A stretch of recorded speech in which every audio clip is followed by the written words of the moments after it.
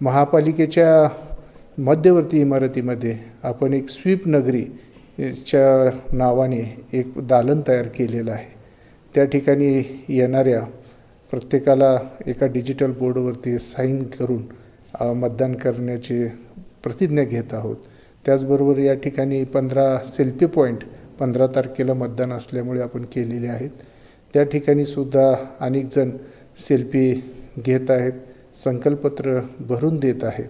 त्याचबरोबर या ठिकाणी इलेक्शन कमिशन ऑफ इंडियाकडून जे मतदान जनजागृतीसाठी विविध थीम पोस्टर जे आलेले आहेत ते सुद्धा आपण लावलेले आहेत आणि ते सर्व तरुण विद्यार्थ्यांना वगैरे आपण त्या ठिकाणी दाखवत आहोत.